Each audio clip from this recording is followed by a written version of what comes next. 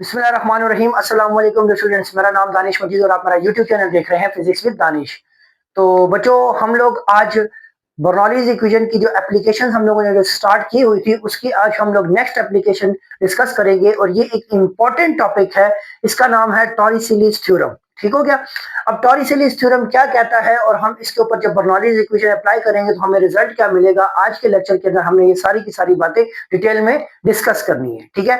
तो बच्चों, ये जो टॉपिक है ये आपके पेपर के पॉइंट ऑफ व्यू से बहुत ज्यादा इंपॉर्टेंट है, तो वीडियो को स्किप नहीं करना, वीडियो को पूरा देखना है। तो स्टार्ट करते हैं अपना आज का टॉपिक, दैट इज टॉरिसेलीज थ्योरम। अब टॉरिसेलीज थ्योरम एक्चुअल में एक्सप्लेन क्या करता है पहले वो समझें। टॉरिसेलीज थ्योरम हमें क्या कहता है कि the speed of E flux is equal to the speed gained by fluid while falling through height h under the action of gravity। ये हमारे पास क्या है, स्टेटमेंट ऑफ टॉरिसेलीज थ्योरम है। अब यहाँ पे ये जो ई फ्लक्स है इसको क्या कहते, ये क्या चीज है। देखो बच्चों, मेरे पास एक कंटेनर है जिसके अंदर मैंने फ्लूइड को लिया हुआ है। ठीक है। अब इस फ्लूइड में इस जगह के ऊपर हमने इस कंटेनर के अंदर यहाँ पे होल कर दिया। अब इस स्पेसिफिक एरिया में से जितना अमाउंट ऑफ वाटर बाहर निकलेगा इसको हम लोग ई फ्लक्स कहेंगे। ठीक हो गया। फ्लक्स ऑफ वाटर इसको कहा जाता है। ठीक है। अब इसकी जो स्पीड है, अब टॉरिसेली थ्योरम क्या कहता है कि हमारे पास यहाँ पे जो स्पीड ऑफ ई फ्लक्स है, जो इस फ्लूइड की जो स्पीड है, ठीक है। अब वो स्पीड, और अगर मैं एक फ्लूइड को इस हाइट h से यहां से लेके, सॉरी इसको मैं यहां से रिमूव कर देता हूं। अच्छा, यहां से इस लेवल से लेके इस लेवल तक अगर मैं एक फ्लूइड को यहां से ड्रॉप करता हूं और ये फ्लूइड इसी हाइट h से जब नीचे आएगा under the action of gravity, तो ये इस पॉइंट पे जब पहुंचेगा तो इसकी भी वेलोसिटी उतनी ही होगी जितनी इस ई फ्लक्स की वेलोसिटी है। जो इतनी ई फ्लक्स की जो स्पीड है उतनी ही स्पीड जो है तो इस फ्लूइड की भी होगी। दोबारा समझे, हमें टॉरिसेली थ्योरम क्या एक्सप्लेन करता है। वो कहता है कि हमारे पास जो ये ई फ्लक्स यहां से जो हमारे पास फ्लूइड एक स्पीड के साथ बाहर की तरफ आ रहा है, ठीक है। और अगर मैं क्या करूं, एक फ्लूइड को सेम हाइट से मैं क्या करूं, ड्रॉप कर दूं और वो क्या करे, एच हाइट को कवर करे। और जब वो इस पॉइंट पे एग्जैक्टली इसके सामने जब पहुंचेगा तो इस फ्लूइड की हाइट स्पीड भी सेम होगी और इस ई फ्लक्स की स्पीड भी एक जैसे, मतलब ये दोनों स्पीड जो है तो वो क्या होंगी, इक्वल होंगी। ये एक्चुअल में हमें टॉरिसेली थ्योरम एक्सप्लेन करता है। ठीक है। अब टॉरिसेली थ्योरम को समझने के लिए हमारे पास क्या है, एक कंटेनर है। ठीक है। अब एक कंटेनर के अंदर हमने फ्लूइड लिया हुआ है जिसका लेवल सरफेस से क्या है, H1 हाइट के ऊपर है। ठीक है। अब हमने क्या किया, इसके अंदर सारा का सारा फ्लूइड फिल किया हुआ है। अब इस जगह पे हमारे पास एक होल है जिससे ये फ्लूइड जो है तो बाहर की तरफ मूव कर रहा है। वाटर इसको कंसीडर कर लें, ये वाटर जो है तो बाहर की तरफ मूव कर रहा है। ठीक है। अब जब ये बाहर की तरफ जा रहा है तो अब इस लेवल को, ये जो ब्लैक लाइन से मैंने रिप्रेजेंट किया है, ये मैंने वो लेवल रिप्रेजेंट किया है जहां से ये फ्लूइड बाहर की तरफ मूव कर रहा था। इसको मैंने यहाँ पे लाके इसके साथ अटेन कर दिया और अब ये जो H2 हाइट है ये इस ई फ्लक्स यहां से निकल रहे हैं, ये उसकी हाइट को रिप्रेजेंट कर रहा है। ठीक है।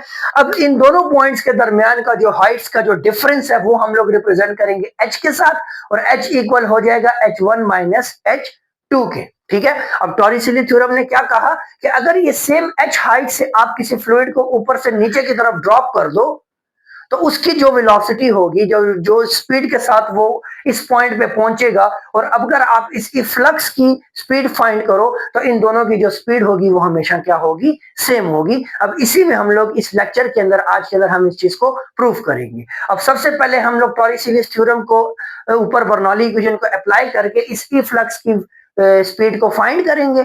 उसके बाद फिर हम इस फ्लूइड की स्पीड को फाइंड करेंगे और देखेंगे कि हमारे पास दोनों क्या होंगी, सेम होंगी। देखें अभी, अब मैंने क्या किया, मेरे पास ये फ्लूइड है और यहाँ पे हमारे पास एक होल है जहां से फ्लूइड बाहर की तरफ जा रहा है। अब जहां से ये बाहर की तरफ जा रहा है उस जगह पे मैंने जो इस फ्लूइड की स्पीड है उसको मैंने V2 से रिप्रेजेंट कर दिया। ठीक है।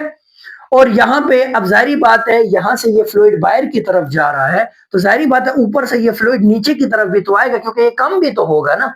नीचे से फ्लूइड बाहर निकल रहा है तो ऊपर से वो लेवल नीचे की तरफ आएगा कि नहीं आएगा।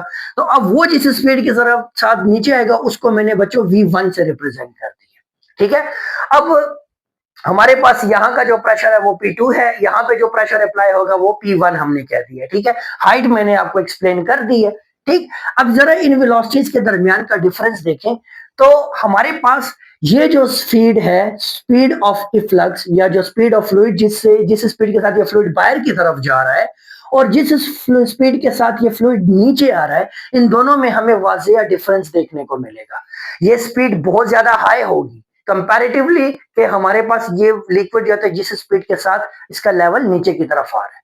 तो हमारे पास हम कहेंगे कि V2 is very very greater than V1, मतलब कि हमारे पास बहुत ज्यादा ग्रेटर है V2। ये वाली जो स्पीड है ना, ये उस स्पीड, जिस स्पीड के साथ ये वाटर का लेवल नीचे की तरफ गिर रहा है उसकी स्पीड और यहां से जो फ्लूइड बाहर की तरफ जा रहा है वो स्पीड, इन दोनों के दरमियान डिफरेंस है और ये वाली स्पीड जो है बहुत ज्यादा है comparatively to this one.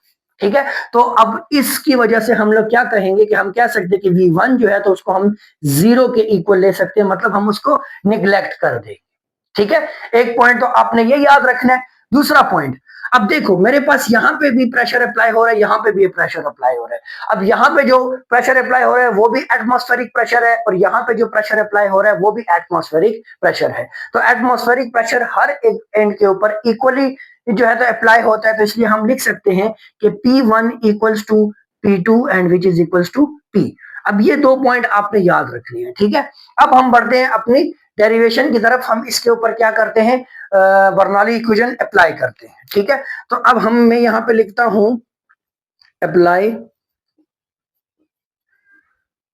Bernoulli's equation. अब बर्नौली इक्वेशन क्या है, P1 plus half rho V1 का square plus rho GH1 equals to P2 plus half rho V2 का स्क्वायर प्लस रो GH2। सही हो गया, ये मेरे पास क्या है, बर्नौली इक्वेशन है। अब हम क्या करते हैं, अब मैंने क्या कहा कि मेरे पास V1 जो है वो 0 है और P1 P2 और P, ये हम इसको P1 और P2 चूंकि इक्वल है तो हम इनको P से रिप्लेस कर देंगे। तो मैं यहां पे लिख लेता हूं P प्लस हाफ रो 0 का square plus rho GH1 equals to P plus half rho V2 का स्क्वायर प्लस रो GH2। सही हो गया। अब यहां पे देखें तो ये वाली टर्म 0 है तो इसकी वजह से ये सारी की सारी टर्म क्या हो जाएगी, ये 0 हो जाएगी और यहां से ये P और ये P आपस में कैंसिल आउट हो जाएंगे। जब ये कैंसिल हो जाएंगे तो मेरे पास पीछे क्या रह जाएगा, इस तरफ मेरे पास रह जाएगा रो GH1 इक्वल्स टू, इस तरफ मेरे पास रह जाएगा हाफ रो V2 का स्क्वायर प्लस रो GH2। सही हो गया, यहां तक समझ आई आपको। अच्छा, अब हम लोग आगे क्या करते हैं, इसको मैं यहां से मिटा देता हूं, ये चीज तो मैंने अब उसमें अप्लाई कर दी है। तो अच्छा, अब आगे हम क्या करते हैं कि अब देखिए यहाँ पे हमें ना रो कॉमन देखने को मिल रहा है, इधर भी रो है और इधर भी रो है, तो दोनों से रो को कॉमन ले ले तो हमारे पास पीछे क्या रह जाएगा, इधर आ जाएगा रो GH1 इक्वल्स टू, यहां से रो कॉमन हो जाएगा तो रो को मैंने कॉमन कर लिया, पीछे रह गया हाफ V2 का स्क्वायर, हाफ V2 का स्क्वायर और साथ में प्लस GH2। सही हो गया। अब यहां पे देखें बच्चों, हमारे पास ये रो इस रो के साथ कैंसिल आउट हो जाएगा। जब कैंसिल हो जाएगा तो इधर रह जाएगा GH1 equals to half half V2 का स्क्वायर प्लस GH2। सही हो गया।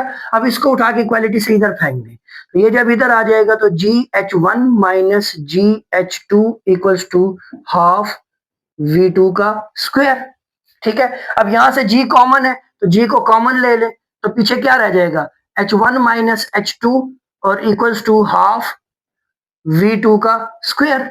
ठीक है, अच्छा अब आगे देखें तो अब H1 माइनस H2 किसके इक्वल है, तो वो हमने यहाँ पे क्या लिखा हुआ है कि ये H के इक्वल है। तो मैं क्या कर दूंगा, GH equals to half V2 का स्क्वायर, 2 को इधर ले आओ तो ये हो जाएगा 2GH इक्वल्स टू V2 का स्क्वायर। अब मैंने क्या करना है, यहाँ पे अंडर रूट ले लेना है, बल्कि ठहरे आप इसको यहाँ पे मत नोट करें, शायद कि मुझे अब आइडिया नहीं है कैमरा में ये चीज आ रही है या नहीं आ रही। ठीक है, तो मैं इसको ना ये ऊपर सॉल्व कर देता हूँ यहाँ से फर्दर जो है। अब मैं यहाँ पे सॉल्व कर देता हूँ, यहाँ पे देखें। ठीक है, मैंने यहाँ से अब क्या किया कि G अपनी जगह पे H1 माइनस H2 की जगह पे मैं H लिख देता हूं, ठीक है। तो यहां पे आ जाएगा H equals to half V2 का स्क्वायर। अब 2 को उधर मल्टीप्लाई कर दो तो ये बन जाएगा 2GH इक्वल्स टू V2 का स्क्वायर। अब मैंने V2 फाइंड करना है तो मैं क्या करूंगा, इस तरफ भी अंडर रूट ले लूंगा और इस तरफ भी अंडर रूट ले लूंगा, ठीक है। तो यहां से ये स्क्वायर इस रूट के साथ कैंसिल हो जाएगा और यहां से मेरे पास V2 की जो वैल्यू निकल के आएगी दैट विल बी 2GH। अब ये मेरे पास आ गई जी ई फ्लक्स की वैल्यू, ठीक है। ये उसकी स्पीड का फार्मूला आ गया जिसके जरिए हम लोग यहां से ये जो स्पीड है ना, जिस स्पीड के साथ ये फ्लूइड बाहर की तरफ जा रहा है, हम इस वैल्यू को इस फार्मूला के जरिए फाइंड कर सकते हैं। ठीक हो गया। अब ये मेरे पास क्या है, हमारे पास ई फ्लक्स की वैल्यू निकल के आ गई है। अब टॉरिस-इली थ्योरम ने हमें क्या बताया, उसने कहा कि ये जो ई फ्लक्स की जो स्पीड होगी ये क्या होगी, ये इक्वल होगी किसके, speed gained by a fluid while falling through height h under the action of gravity. मतलब कि अब यहां से जो मैंने फ्लूइड को ड्रॉप किया और वो फ्लूइड नीचे की तरफ आ रहा है हाइट h को कवर करते हुए, और जैसे ही वो इसके बिल्कुल एग्जैक्ट लेवल पे पहुंचेगा तो इसकी स्पीड और ये वाली स्पीड इक्वल होंगी। सही हो गया। अब इस पॉइंट को हम लोग यहां पे प्रूव कर लेते हैं। ये फ्लक्स की वैल्यू क्या है, V2 equals to under root 2GH। अच्छा, अब यहां पे मैं इस सेकंड पार्ट को जो है तो इसके मैं एक्सप्लेन करता हूं आपको। अच्छा, अब देखिए बच्चों, कंसिडर करें कि मेरे पास ये फ्लूइड जब इनिशियली यहां से ड्रॉप होगा तो इसकी इनिशियल वेलोसिटी क्या होगी, 0 होगी। इनिशियली वहां पे है ना, तो जैसे मैं यहाँ पे होल्ड कर, इनिशियली 0 है। जैसे मैं इसको रिलीज करूंगा तो इसने हाइट h कवर किया और नीचे की तरफ आया और जैसे इस पॉइंट पे पहुंचा तो इसकी फाइनल वेलोसिटी हो जाएगी। ठीक है। अब मैंने ये फाइनल वेलोसिटी फाइंड करनी है इसके लेवल के ऊपर एग्जैक्टली। ठीक है। अब ये under the action of gravity आ रहा है तो एक्सेलरेशन इसकी क्या हो जाएगी, वो g के इक्वल हो जाएगी। सही हो गया। और डिस्टेंस इसने कवर किया है इन टर्म ऑफ हाइट। तो अब मैं क्या करूंगा बच्चों, आप सिंपली क्या करो, third equation of motion apply करो, 2as equals to vf square minus vi square. सही हो गया। अब 2 अपनी जगह पे a की जगह पे मैं g लिख दूंगा, s की जगह पे h आ गया, इक्वल्स टू vf मतलब फाइनल वेलोसिटी जो कि इस पॉइंट के ऊपर है फ्लूइड की, वो vf square minus vi, initially 0 थी तो हमने vi का 0 कर दिया। यहाँ पे हो जाएगा 2gh इक्वल्स टू vf का स्क्वायर। अब अंडर रूट ले लेते हैं इधर भी और इधर भी, यहां से कैंसिल, तो vf equals to under the root 2gh। अब आप जरा इन दोनों इक्वेशंस को गौर से देखें, ये वाली इक्वेशन और ये वाली इक्वेशन दोनों सेम है कि नहीं। तो यही तो एक्चुअल में हमारे पास टॉरिस-इली थ्योरम एक्सप्लेन कर रहा था कि हमारे पास यहां से जो फ्लूइड ड्रॉप होगा वो जितनी स्पीड गेन करेगा इस पॉइंट के ऊपर आके, और इस ई फ्लक्स की जो स्पीड होगी, इन दोनों की जो स्पीड होगी वो क्या होगी, सेम होगी। ठीक है बच्चों। तो ये बच्चों हमारे पास क्या था, टॉरिस-इली थ्योरम। तो उम्मीद करता हूं कि ये आपको समझ आया होगा। मैंने कोशिश की है कि आसान से आसान तरीके से आपको एक्सप्लेन करूं। बच्चों फिर भी आपके माइंड में कोई भी क्वेश्चन हो, क्यूरी हो तो मुझे कमेंट करके जरूर बताइएगा। अगर तो आप इस चैनल पर न्यू है तो चैनल को सब्सक्राइब करें, वीडियो को लाइक और शेयर भी करें। नेक्स्ट वीडियो तक अपना ख्याल रखें, तब तक के लिए अल्लाह हाफिज।